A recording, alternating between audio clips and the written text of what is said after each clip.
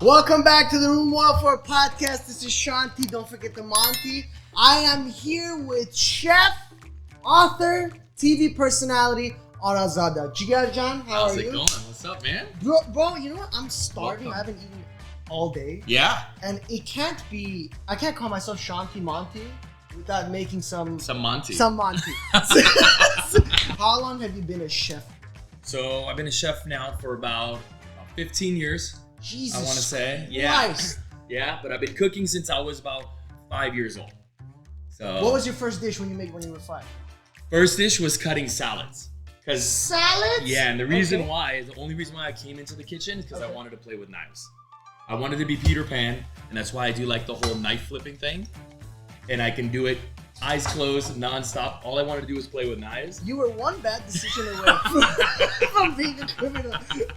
So One my bad. mom was like, the only way you can come in Uh-huh. is by, cutting things up. Okay. So I started cutting up salads and things, and then it just escalated from there. But I was always an eater, so. I'm a fat ass, but like you made a decision that didn't make you a fat ass. That's it. You became a chef. That's You- it. You are the reason why I am a fat ass. It's you know what? I eat a lot of like good stuff, and I work out a lot, so it's just part of it. Yeah, it's I part agree. of the deal. I agree. So what we got here is we're doing Manti. I Okay. already have a bunch of the meat made, Okay. which is just ground beef, onions, parsley, garlic, Okay. salt, pepper. Okay. Very simple. I Okay. do a little hack. These are wonton wrappers. Yes. So you texted me saying get wonton wrappers. I'm like, bro, are we making like beef sushi? Yeah. What the fuck is this? so wonton wrappers work really well because they're already nice and thin. Okay. Right? The dough is very similar to what you would make and sit there and roll out. Right. And a lot of the times when you're making Manti, it's hard to roll out the dough nice and thin to get Okay. it perfect. Okay. So this is a great hack that we use. And basically, you got to separate the wonton wrappers, which Okay. is probably the part that takes a little bit of time. Which is why we did this beforehand. Exactly. So let's say they're down, right? Yes. You take a little piece of meat, right? Tiny piece of meat. You drop it right in the middle, okay? And you keep going all the way down. And then, see, you pick it up from both sides, kind of fold it over, and you give it a pinch. Is it And Monte or Monty? so Manti, people say it differently. People Okay. spell it with an E, people spell it with an I. Okay. And honestly, it's just like a little meat dumpling. Okay. And it's kind of traveled through the Silk Road, and different cultures have grabbed a hold of dumplings in a different way. Yeah. Right. Okay. So what we're gonna do is we're gonna take this tray, Okay. we're gonna butter it up a little bit, Okay. and we're just gonna go ahead and pinch Manti Okay. or Manti, and For this sake, can we use Monty? we're gonna do today? Manti. We're Okay, gonna do okay. Manti. Doing We're gonna Monty. do Manti. So we're gonna leave that there, and then we'll just kind of do this and keep going. Okay, cool. Cool. So I'm just going to put the meat. So put a dab of the meat. Okay, cool. Put this right here. Cool. Right? You mind if I move this No, over? yeah, move it over. Alright, You're cool. good. I don't know. This is kind of like blocking, so you can kind of see from this side, Yeah, right? yeah, All right, cool. And this is the meat. This That's- is big meat. That's it. That's the meat, and then you take a little pinch, drop it in the middle. And what I kind of do to kind of speed up the process is I'll grab a little hunk of it, Okay. and And then you'll spread it around? and then just drop all across. So you have all your pieces out. You just drop little pieces. And this the thing is, you don't want them too big in there, or else they won't close. My guy already fucked up with It's this all one. good. It's all good. It's all good.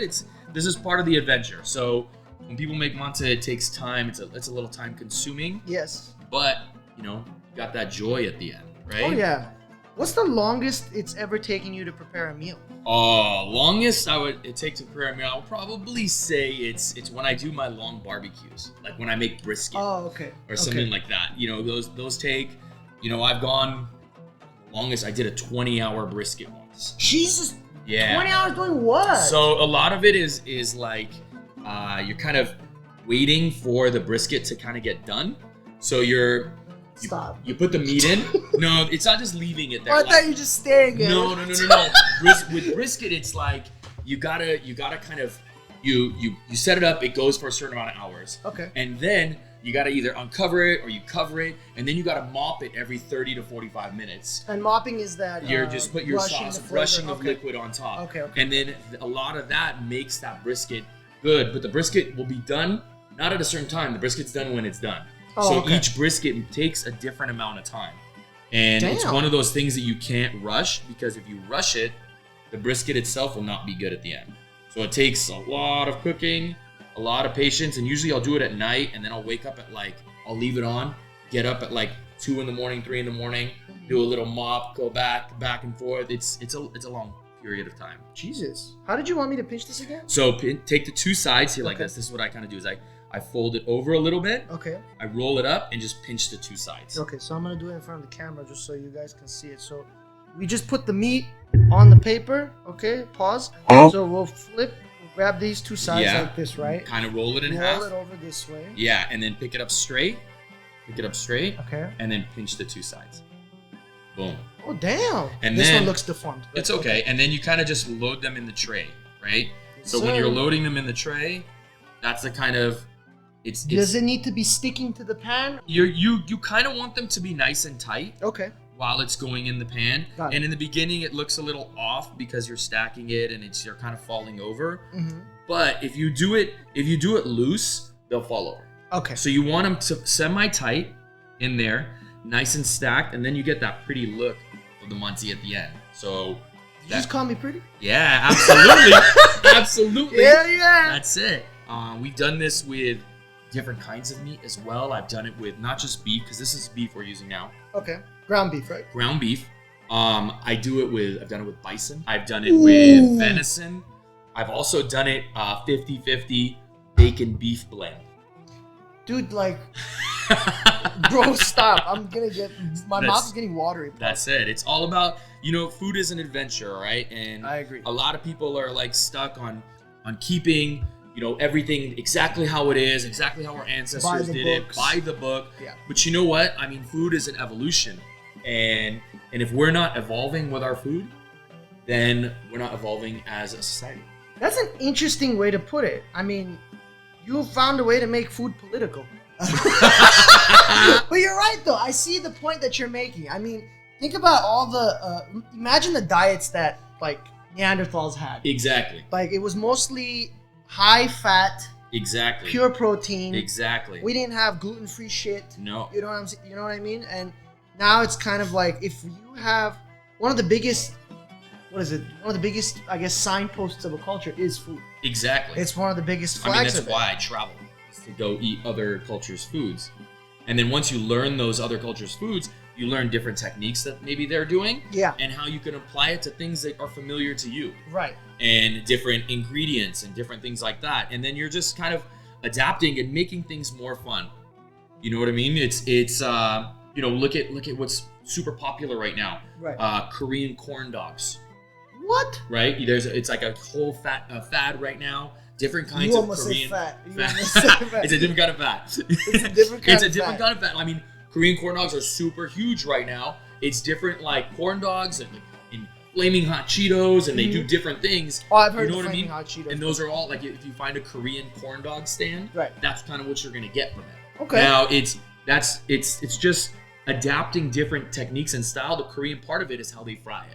You know what I mean? The batter that they use. Okay. Right? So you're adapting different things from different cultures to create something new that's familiar to your own culture. Right.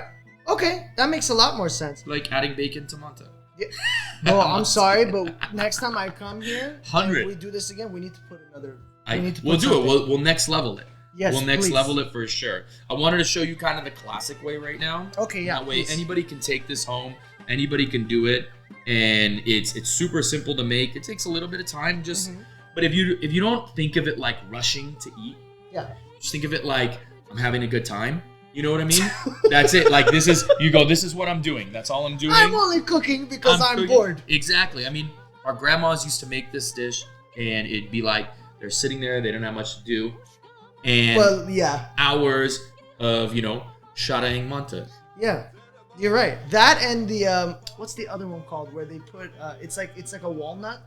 They put caramel around it. Okay. So sharot. Yeah, sharot. You call it sharot. Sweet sujuk. Yes, sujuk. There we go. Sweet sujuk. Yes. Sharot. Actually, I'm gonna have a video of that coming soon. Really? Yeah. I've done it. Is this exclusive? No, it's a new hit. Looking nice. It's looking nice. Looking nice. Some of them look deformed and might have had a stroke in the process of it, so I apologize in advance. Oh, it's totally okay. It's totally okay. I am a beginner. On a scale of 1 to 10, sorry to interrupt you, how would you rate my culinary skills as of this point? Or my No, preparation you're skills? doing great. You're doing great. I will give you He's full of shit. a 6. Okay. A 6? Well, there's always room for improvement. Always, you always got to have room for improvement. You can't give anybody a 10 because then they'll stop excelling, right? Quote that right now. Boom. Even if it's the best of the best, I go, that's a 9 Oh, because there's always room for improvement. Do your kids love you after you said that shit? My kids love me. I do put on the pressure sometimes, But I that's love good. them. You're supposed to. I'm supposed to. That's a job as a parent. Push your children, push yourself. Always be, Yeah, moving up. I agree. And you know what? That is one job you cannot quit. That's it. There's no quitting. There's no can't quit. calling in sick. You've been around the world as far as getting your knowledge from different cultures on what foods they make. Yeah, I went ahead, looked at your bio, and you had a book that you had published, I did. and it was called Lavash. right? Yes. Talk to me about that. In 2016 was the first time I ever went to Armenia.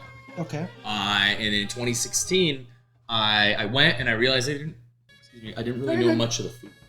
Oh, okay. So I didn't recognize it. I grew up Armenian Egyptian household. A lot of the food we ate was it had a lot of Middle Eastern influence, Egyptian influence. It was all things that I thought initially were Armenian. And when I went to Armenia, I realized, That's Armenian food. it's different. Yes. It's different. Now, it's not saying that what we ate wasn't Armenian food because of what happened in the diaspora when they spread out. Yeah. Armenians adapted a lot of their cuisine from the neighboring countries. So they adjusted the flavorings and the things that we did. Like Doma is a little bit different everywhere you You're go. right. It is. Right? And they have different names for it. They have as different well. names for it. And all these things are slightly different. So there were dishes that I didn't recognize and didn't know. Mm-hmm. And I basically partnered up with my 2 co-authors who kind of felt the same way. You want to drop their names? John Lee and Kate Leahy. Yeah. And John Lee and Kate Leahy are both non-Armenian, obviously. Yeah. John is Taiwanese American Mhm. and Kate is Irish American. But John had gone out to Armenia and taught photography lessons. Oh, okay. And Kate had like Armenian neighbors. And yeah, so she knew about Armenians and we basically went out. We decided to write a cookbook. We got a publishing deal. Okay. And we were going to write Armenia, the cookbook. Right. And then we're like, no, every mother and grandma is going to yell at us. That's not how you make this dish. That's not how you make that dish. So we decided to go there, go village to village, and essentially gather recipes that they're cooking in Armenia at that time. And we didn't necessarily state and say that this is an Armenian dish, Armenians invented it, it came here. We just said, this is what they're making in Armenia today. And they've been making it in these villages for hundreds of years. We didn't lay claim to it. Which is interesting that you guys did that, because a lot of people in your positions would have laid claim to it. Yeah, and that's kind of the thing. And everybody is look. There's dishes like salata vinaigrette, Yes. which is a Russian salad, Yes. and they make it every single place in Armenia. We're not saying it's an Armenian dish. Right. We know where it kind of came from. We were just in the book said, this is essentially a dish that you'll find anywhere in Armenia. Right. We did find dishes that were like incredibly shocking, which were awesome. A dish that I always talk about is banarkhash. Okay. And most people don't know about it. Even a lot of Armenians, they're like, khash. They're like, khash, you want khash. No. Banarkhash is actually like Armenian mac and cheese. And they only make it really in Gyumri. Okay. And it's a dish that like a grandma would make for their kid when they're hungry. And they didn't have a lot of money. So what are they going to make? Banarkhash. It's lavash. Okay. Lavash is, by the way, for my non-Armenians out there, is a very thin. It could be Armenian thin or flatbread. thick. Yeah, it's Armenian flatbread. That's it. Think of pita bread, but thinner and more square, depending on how people cut it. God bless you. baby. God bless Thank you. Man, hit us with the rapid fire. That's it. The double shot. We don't need COVID right now to That's hit in it, the Manti, Chenkozu. Banarkhash Yes. is essentially you take lavash, Okay. cut it up into little pieces. Mhm. You add in a bowl, oven-proof bowl. You take lavash, cheese, lavash, cheese, lavash, cheese. Then you pour hot water over the top and bake it with caramelized onions on top. And when you pull it out of the oven, the lavash and cheese have kind of melted together, and the Dude. cheese and water turned into a cheese sauce. And it's Armenian mac and cheese. My God, that turned. I don't know why. I might just faint from the food, bro. Look, my friends know just how much I love bread and cheese. Yeah. Armenians in general, just because we have high cholesterol problems. Imagine just like a fat lasagna of just bread, cheese, mac and cheese. Exactly. And when we do it, like out there, they would make a bowl and you'd eat it, as a kid to yourself. But here, when we do it, like we'll do it game days or whatever, you make one big bowl and everybody just kind of digs from it and shares. Jesus It's incredible. Christ. So like that's a dish that was a big highlight for me because I had heard about it. Mm-hmm. But if you go to like the south in Goris area, Right. they don't know what that is. Oh, This interesting. this is strictly from Gyumri. Along with many other dishes, like we learned a dish in Goris, these bean triangles. And this lady made it for us. She took Goris beans, which are super popular beans, similar to like a berlati bean or a cranberry bean, but very specific and indigenous to Goris. Okay. And basically she mashed it up with onions and khan gananchi. For the people that don't know, that's a mix of greens that they sell at every grocery store and market in Armenia. It's like a bouquet of different herbs and greens. Kharni gananchi is literally exactly what you say. Like, if you translated it, it literally means mixed. Mixed greens. So she chops all that up and then she takes strips of lavash and rolls them up into these triangles and fries them. It's basically like a samosa, Wow. but very specific to this area. And if you went up to Gyumri, they wouldn't know what that is. Jeez. So they're very, a lot of these dishes kind of just stayed in these areas. I mean, a lot of them moved around, but there's a lot of like mix and match, and we just kind of wanted to uncover that. Right. So as a chef, you started making your own videos showcasing Armenian cuisines. Yeah. And not even just Armenian cuisines. You had Jack Jr. on here doing Mexican Armenian cuisines on here as well. Yeah. What was a difficulty that you faced that changed your perspective on cooking in general, or like even just obtaining information or obtaining new recipes from other cultures? So I've always had the want and need to like explore with food, and I was always trying to find different new things. I started making cooking videos more seriously last year. I got diagnosed with kidney cancer. Jesus Christ, I'm sorry about that. It's all right. I got diagnosed with it. I had like a stomach bug, and I woke up with like a sharp pain in my stomach, and apparently my entire intestine was inflamed. Went to the hospital like 3 days in a row, and it took about 3 weeks or so for the pain to stop. Okay. And they're like, by the way, also in the scans, we found something in your kidney. We'll get that checked out later after this stomach infection thing is done. So 3 weeks later, finally the stomach pain is done. They're like, oh, by the way, you also have kidney cancer. Yeah, it was a bomb. What a shit hospital. Yeah. It was, no, honestly, I went to like 3 different hospitals because the pain was so bad. I was like, they're not doing whatever is correctly. The crazy part is, it wasn't the kidney cancer that was the pain. It was a stomach infection. I would have never known. Wow. They're like, whatever happened, whatever that infection was, saved your life, because it was a 3-inch tumor like this in my kidney. Yeah, and they're like, you would have never known until it was too late. It was right next to the main artery. Wow. So they're like, that basically saved your life. And from that point, I had surgery. Right now, I'm okay. I'm good. I'm cancer free. Yeah.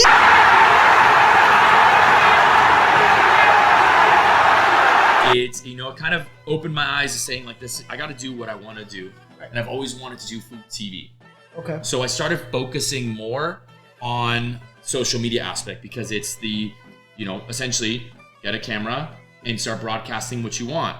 And I started taking exactly. Like we're doing Exactly. And I started taking recipes that, I learned through my travels. Right. And kind of showing the world that they're not as intimidating as they might think. Mm-hmm. Because everybody was always like, oh, my grandma made this, it would take 6 hours. Yeah. And I'll never make that because my mom used to make it and I don't know how to make it.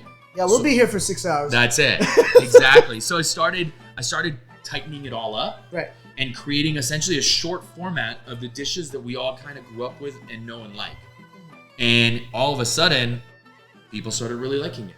Yeah. And it started taking off more and more and more. And I grew, at a crazy rapid rate. You really did. You really did. I don't mean to cut you off, No. but I think you're probably the only, I don't want to shit on anybody else, but you're the only Armenian like chef has such a massive reach and a massive presence on social media and just in our community in general. It's gone crazy, and it was a crazy rise. I mean, even when we did the book, we did a national tour, we did all this stuff, and we went around and people knew me, they knew the book, right? But it wasn't like the way it is now. Yeah. Like, yeah, all of a sudden I kind of became like, slightly the authority in like Armenian cooking. Yes. And which is fun. I mean, I've done enough research, you know what I mean? I feel like to kind of earn that title. Yeah. Yeah. I mean, you definitely put in the work for it. Yeah, so but it's honestly like I don't consider anyone to be an ultimate authority in anything, because in cooking in general you always have to be learning. Yes. So you're learning, you're advancing, you're making things better, but you got to continue to grow. Yes. And I'm constantly learning still to this day. Like Right. I go to people's houses and I learn, and it's been just, I think that helps with the rise, and also the fusion aspect of the things that I do. We can actually we got to start the oven. Yeah, let's start the oven and we'll keep going. We don't have enough room for this. Yeah, we can also Monte. do another one. So okay, solid. So we've gone ahead and folded all the Manti. See, now you got me. I grew up saying Manta. Now I gotta change my name to Shanti Manta. So we went ahead and folded everything into this tray. If you can see, look at that. Look, just imagine just meat ribbons. That's all you're gonna see. We've went ahead and done that. It took us 26 minutes. If you're impatient, order food. Okay. That's it. Probably don't cook. That's just it. Saying. We're gonna put this in the oven for how long?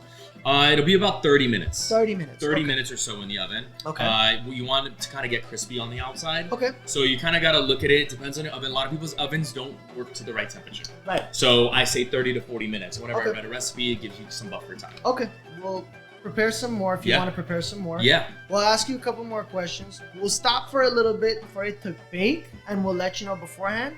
And then we'll turn it back on, and we'll give you a nice little taste. Yeah. Sounds good? I like it. Cool? Let's see it. Okay, let's do it. Okay, so now be honest with me. Yeah.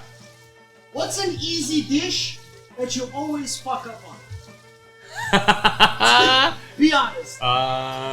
Me personally, not a lot, but I'll tell you one that's... Yeah, right. You've been a chef for 15 years. You haven't fucked up on easy dishes. I've fucked up on easy dishes, but I wouldn't say a lot. I would say one dish that people tend to mess up a lot that's very, very simple is rice.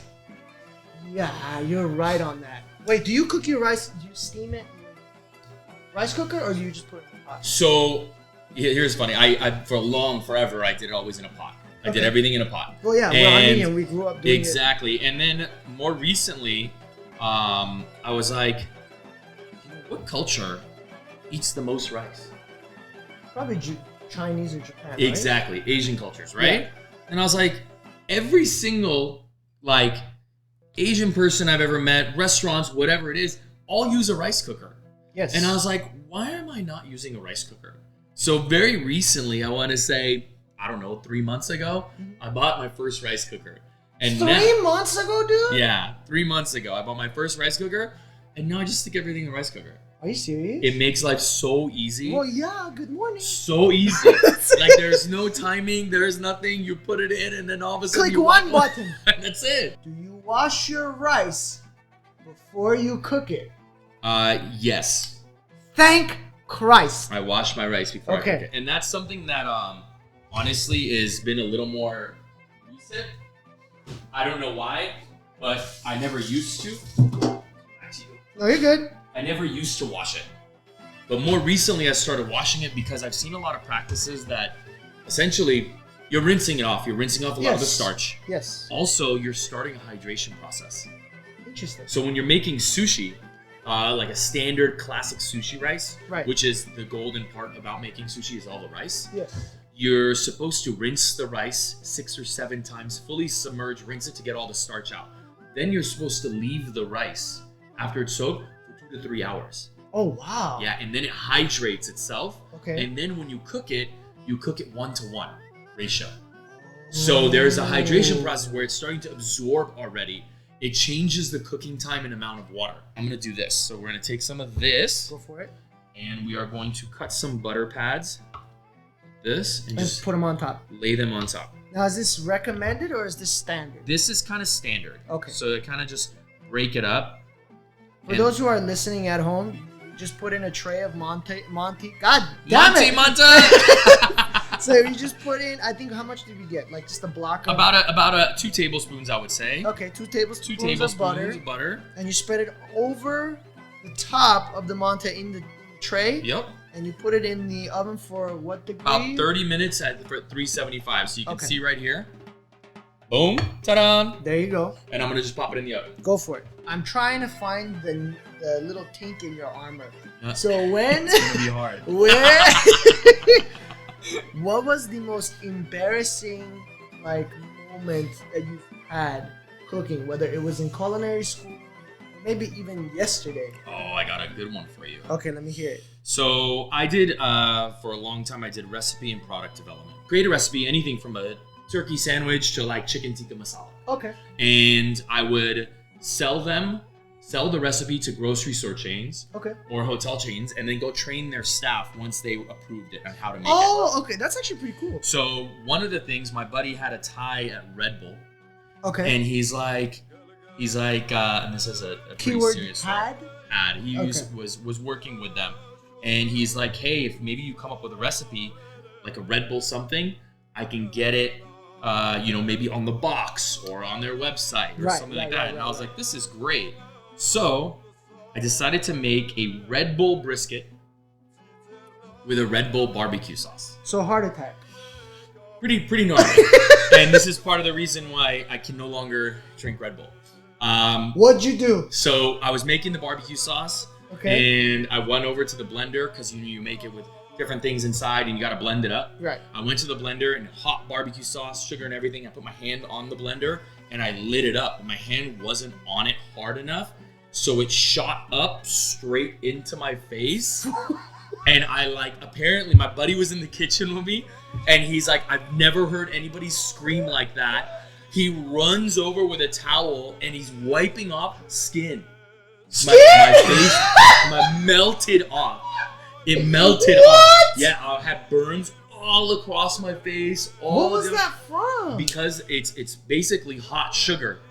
So the sugar, when it's just not just regular hot water, it's like boiling into the blender. It's boiling water, but now it's sugar, so it sticks to you. Oh my! You almost killed yourself. I had like gnarly. Luckily, we had a friend that worked in like the burn unit of the hospital. He came over at night, put all this stuff. It was like 2 weeks or so. I had to put this like gel stuff all over my face. I was gonna be scarred forever. The only scarring I have now is that I can't really smell Red Bull. If I smell it, it makes me nauseous. Whatever. The podcast won't be sponsored by Red Bull anytime soon, so we're good. My most embarrassing story, if you care to listen. Yeah, I want to know. I had just moved in with my dad in 2017. Okay. Okay. So I had, when you're living in an Armenian household and you're a man, the woman usually cooks.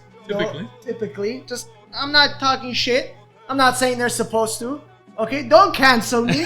I haven't started anything yet for you to cancel me. But I was making eggs once. Okay. Okay. And that's the easiest thing The you can possibly make, right? My grandpa didn't cook, but he could make eggs. Yeah. So so my dumbass took basic eggs, right? I Okay. made like 2 eggs. Okay. Put some butter in the pan. Okay. I was like, let me Chef Gordon Ramsay this up. Let me put Yes. some seasoning on Yes. this bitch. So I got salt, pepper, and paprika. Okay. It wasn't paprika. No, let me tell you this. No, it definitely was paprika. Oh, okay. But I didn't. Okay, so the paprika seasoning packet. How can I demonstrate this for you? There's 2 sides of the whole lid, right? Yes. There's an open side. Yeah. Where it's generous amount. Yeah. Right, and then there's the other side. Yes. The kind of frugal The amount. shaky side. Shaky side. My stupid ass had both sides open. Ah. So I'm like, I had 3 crisp golden eggs ready to go. Perfect. And I just did this. Ah. And the seasoning was this big. All of it. Ask me how much was gone. You dumped it all? 70%. No way.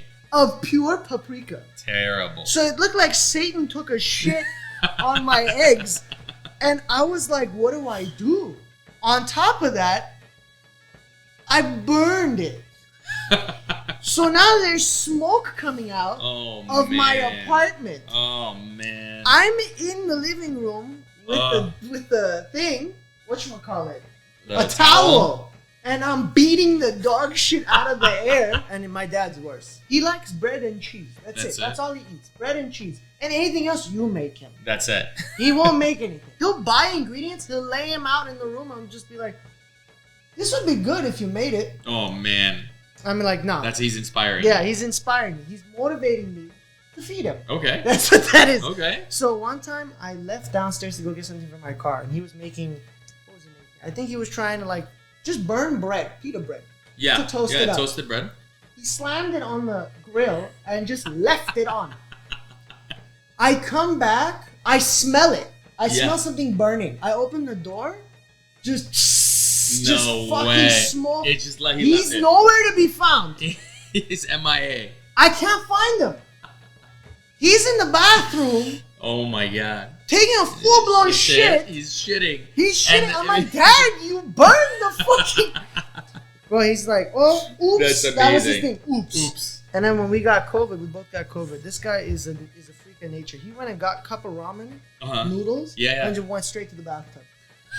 And he just said, I'm not kidding you. I was like dying, and this man just goes, I think I'm sick. I'm going to go and cleanse. In the bathtub. In the bathtub. With Gets ramen. cup of ramen noodles. Like the wow. freaking... Yeah. Whatever that company is. Machu Picchu. Yeah. Machu Picchu. Marushan. Marushan, yeah. Marushan. It sounds like an Armenian name. It sounds like an Armenian. Marushan. Marushan. That's my father-in-law's name. He has like 4 vests on, like jackets, because he wants to sweat all that stuff. Sweat it out. He just goes, okay, don't bother me. I'm going to the bathtub. Disappears for 45 minutes. No way. Locks the door. No way. The cup, the bowl that he had with him, I have no idea where it went. It disappeared. It just disappeared. So I don't ask questions anytime he goes to the bathroom. That's it. We don't know what he did with it. We don't know. That's amazing. In a day, he recovered. In a day. So we got the cure to COVID. We got the cure to cancer. That man knows everything. That's it. You should have met with him. I should have met with him. What's our timing look like? Are we good? Are we good? We're at 20 minutes. We have 10 more minutes? Yeah. Okay. What I'll do is this. So we'll continue fold this. I'll pause the cameras for now. Yeah, and then so we can finish off. Okay. Let's do that. All right, and we are back. We're back. Enough with the commercial breaks. We're finished. I think it was a little over 20 minutes, probably over 30. That's it. That's what it should look like. Boom. Crisp. Crisp. I cannot wait. So what are we looking for as far as ratings? What do we want to rate it? Out of 5? Out of 10? Out of 10? Out of 10, this is great. I mean, it's everything kind of came together. I would still say this is about a 8.5. Let's go 8.5. Okay, 8.5. We did an 8.5. So I can improve at home. Always improve at home. Yes. Always improve at home. So we're gonna kind of get a couple pieces. You want these things to be nice and crispy on the outside. Perfect. Right? Oh, we lost it. That's fine. That's fine. Here we go. Scoop these down. Yeah. Look at that. Scoop them out. Perfect. And usually, what do you want to add on the side of it? Can people just eat it as standalone, or do you have to have some sort of Mazunov küfte betkunis? So this can be eaten several different ways. I kind of like it like this, dry, crispy on the outside, adding a little bit of yogurt with some garlic in it. Okay. So this is garlic yogurt. Oof. You can also put it into like chicken base. I'm gonna hit it with some garlic. Okay. Some garlic yogurt, I mean. Okay. Like that. Oh! Man hit you with the abo. That's it. Bro, That's it. Fire. Now, could we want to, if we, in the future, if someone's cooking at home, could you go past 45 minutes will it burn? It'll crisp up a little bit more, the bottom parts, but I like it where the bottom is still slightly soft, the top is crunchy, so you're getting a mix of both. You're getting the crisp on the top, little tenderness on the bottom. The meat's not overcooked, because if you cook it too long, it'll turn into like a little hard ball inside. So you kind of want to balance. You did amazing. Thank you for teaching me how to do this. Now I have the recipe, and I can go do this at home. That's right. But mine will take probably a day to make. Oh, you'll get it figured out. Probably. Where can they find you? You can follow me on Instagram, at Ara Zata, TikTok at Chef Ara Zata. Subscribe to my YouTube channel, Chef Ara Zata. Facebook, I'm everywhere. Everywhere. My website, arazata.com. Okay. Everything is just my name, first name, last name. It's 7 letters and 4 of them are A's. This has been the Room 104 podcast with Shanti. Don't forget the Manti. Yeah. It had to happen. Yeah, I've been waiting for someone to teach me how to do Manti. So, you know what to do. Subscribe, like, follow us on Spotify. Merch will come out soon. Do you want to plug in your merch as well? So I got Abao shirts. You can go to Erratic Clothing with that. I actually have a spice line that's coming out. I got 3 different spices that will be available, and they're going to be fire. Jorovads, a little Aleppo lemon pepper, and a Basoma rub. So stay tuned. Those will be for sale real soon. Okay, perfect. You are officially in the Room 104 Hall of Fame. Boom. You're welcome to come back anytime. Hell yeah. And if you ever want to hit me up, we want to do more We'll do stuff. You let me know. You're always welcome. Let's do it. Thank you so much for coming out. We got to go. I think it's time to eat. And he's got shit to do. He got his iPhone just now. We out. Peace.